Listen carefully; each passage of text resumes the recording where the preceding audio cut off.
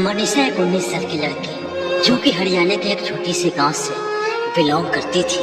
मनीषा पढ़ने लिखने में बहुत ही तेज थी और आगे बढ़ने की हौसला रखती थी। हालांकि मनीषा की फैमिली एक गरीब घर से बिलोंग करता था, मगर मनीषा एक छोटी सी कॉलेज में बच्चों को पढ़ाकर अपना घर चलाती थी। मगर कुछ लोगों को मनीषा की खुशी देखा नहीं गया। 11 अगस्त 2025 मनीषा कॉलेज जाने के लिए तैयार हुई। माँ, पिताजी, हम कॉलेज जा रहे हैं। ठीक है बेटा, रास्ते में जरा संभल कर चलना। और हाँ, माँ ने तुम्हारे लिए लंच का खाना पैक कर दिया है, तुम लंच में बैठकर आराम से खा लेना। ठीक है पिताजी। दरअसल मनीषा कॉलेज जाने के लिए घर से बाहर निकल चलती है। हालांकि टाइम उस समय सुबह के 9 बज रहे थे। मनीषा बहुत ही खुश होकर अपने कॉलेज की तरफ आगे बढ़ते ही रहती है।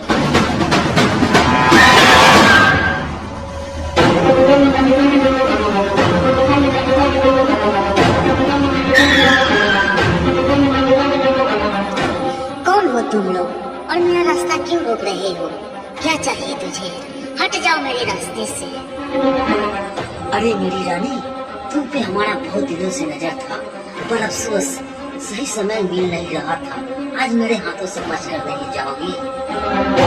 क्या बेहुदगी मजाक है?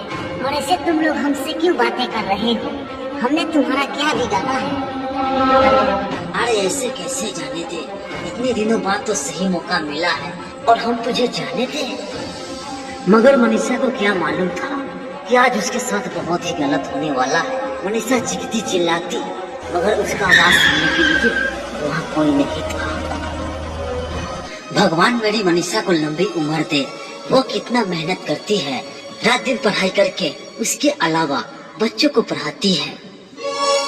वो तो ठीक है जी, देखिए ना, सुबह से शाम होने वाला है और अभी तक ले मनीषा घर आई नहीं। तुम टेंशन मत लो, मनीषा आते ही होगी। हालांकि अपने बच्चों को लेकर माता पिता को टेंशन हो ही जाता है जब उसका बच्चा समय से घर नहीं आता है। छोड़ दो मुझे, मैं तुम्हारा क्या बिगाड़ा है? प्लीज। अरे ऐसे कैसे छोड़ दे? पहले हम तुम्हारे जिस्म से खेलेंगे, उसके बाद थोड़ा थोड़ा करके काटेंगे। सुनते हैं जी, क्या हुआ? मनीषा अभी तक घर आई नहीं।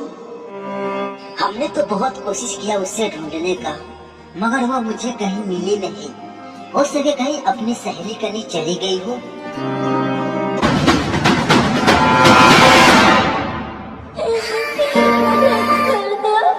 मुझे घर जाना है।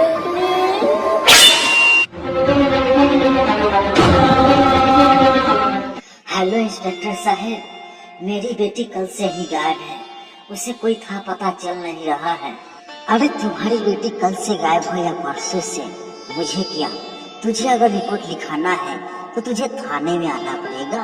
ठीक है इंस्पेक्टर साहब, हम अभी आ रहे हैं।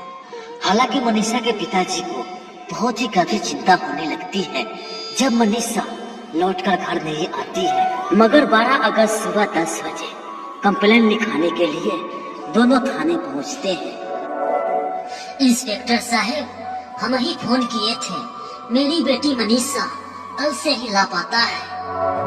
अच्छा, पहले ये बताओ कि तुम्हारी बेटी का उम्र क्या है?